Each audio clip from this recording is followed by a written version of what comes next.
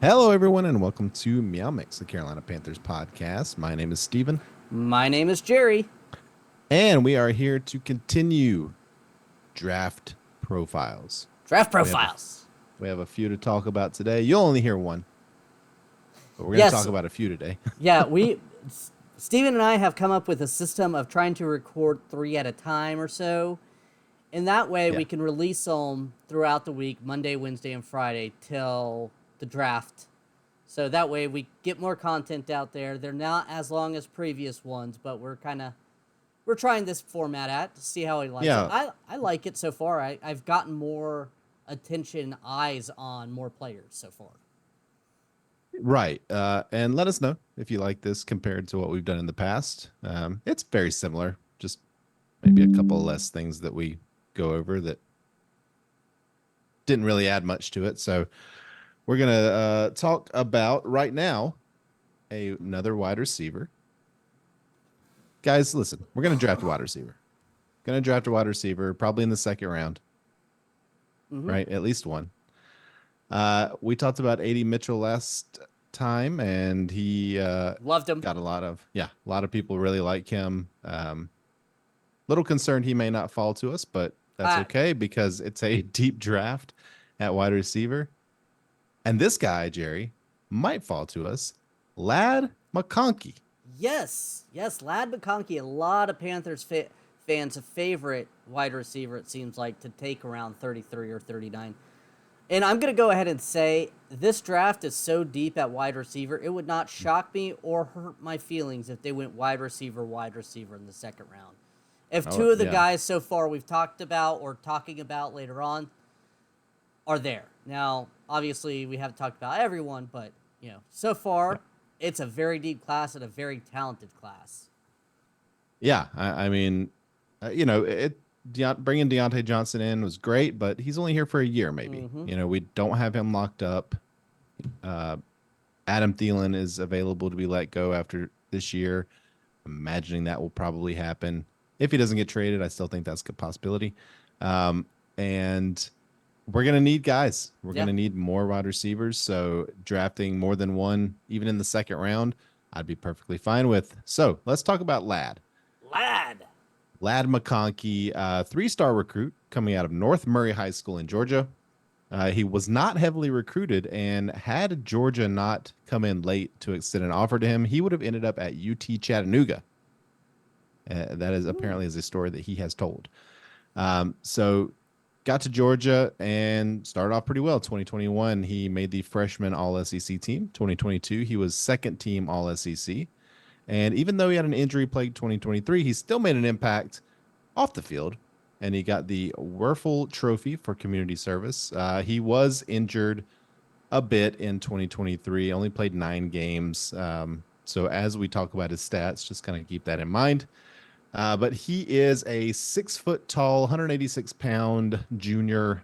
Uh, Speed is there, 4.39 40 at the combine. Also has the deep speed, so he's quick and fast. Um, let's talk about his stats, Jerry. Yes, in 2021, he had 31 catches on 39 targets, 447 yards on 5 touchdowns. Uh, in 2022, he was targeted 82 times, 58 receptions, 762 yards, and 7 touchdowns. And in 2023, with the injury, he was targeted 37 times, 30 receptions, 483 yards, and 2 touchdowns. That being said, I mean, those stats are really good. And not really good, but good. They're not, we've seen bigger stats, better stats. We'll talk about guys, after this who have better stats. But when you look at, Georgia in particular, kind of a run heavy offense. They've got the big tight end there who ate up most of the catches. There's another wide receiver there who's very good. So McConkey, it almost feels like he got a little lost there just because he's playing with such other talent. Mm-hmm. But this guy is really good. He's really good. So we'll kind of go through some pros and cons here. Jerry, would you like to start off with the cons, or do you want me to go with the cons? I could start off with the All cons. right, let's go with the cons. Limited catch radius. He's fast, but unfortunately, he doesn't have the jump radius. He can't get the jump balls. Yeah, Unfortunately, he is a smaller receiver, not tiny, but smaller. yeah, Limited production in 22-23 due to back and ankle injuries, and back and ankle injuries can linger and come back to haunt you. yeah. A little bit of a concern there. Yeah. Had a high number of deep balls dropped in 2022. Uh, just not good. I mean, when you're open Yes, deep, you got to catch those when they hit your hands. right. Supposedly they were more tracking issues really than like just having his eye on the ball and dropping it. But it's something to note for sure. Modest play strength could create issues in beating press. Again, he's not the star athlete that some of these guys are. He's a good athlete, but he doesn't have the strength to Yeah. fight I would guys say off. I would say he's a very good athlete. He's just not big. He's just kind of a smaller guy.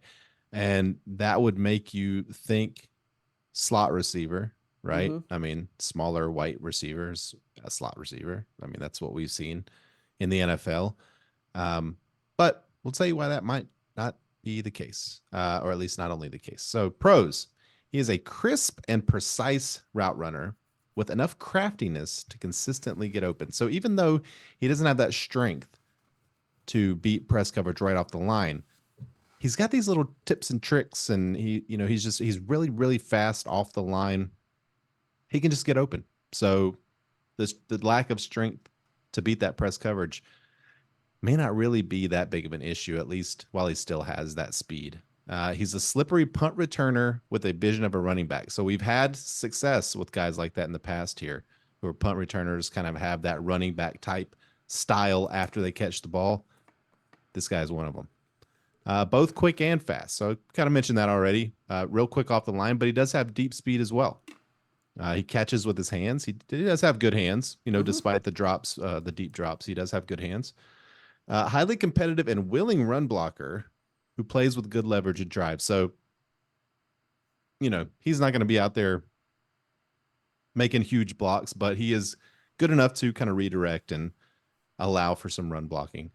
Uh, Flashes strong hands over the middle of the field and can reel in throws amidst contact, and he has excellent run after the catch ability. So, even though he did play most only outside at Georgia, I mean, it does feel like he would just be an incredible slot weapon. Mm-hmm. I concur on that. That is what I view him as. I don't think he's an X or a Y. I think at 6 foot, yes, he can play on the outside, but I think Mm-hmm. he would eat up at slot receiver. Now, Right. I do want to Agreed. bring back to this one part, slippery punt return with vision of a running back. When I would typically before I even look at anything else, I just watch the highlights. I watch Mm-hmm. the guy at players' highlights and kind of quickly do a quick little jot down of things I see, what I like, what I don't. And he kept making me confused because he didn't play receiver like a receiver. But when he had the ball in his hands, I was like, he looks so familiar. I don't know who he looks like. And then the next day or two, I figured it out. He runs like Christian McCaffrey with the ball in his hands. I am not saying he's Christian McCaffrey. He's not Oh, going clip that one. Clip that one for TikTok. to. He runs with the ball in his hands in the Yeah. open field like Christian McCaffrey. Now, I'm not saying put him at running back, he'll do those but he likes to keep his legs moving. He likes to make one quick jukes and keep going. He gets hit and he spins out of it while getting tackled. Watch just him with the ball in his hands and watch it. Yeah. That's what I'm saying. Yeah. I mean, maybe like with that type of, I'm not comparing him to this player, but I'm saying that type of skill is very similar to what we saw with DJ Moore, right? Yes, that too. Very, Like, very similar to DJ Moore. His pro comp I've been seeing is like Garrett Wilson, with the Jets. So mm-hmm. pretty good comp there. Um, Tyler Lockett, I saw another potential comp for him. So, though, it's kind of similar size, similar skill set type of deal there. So I could see it.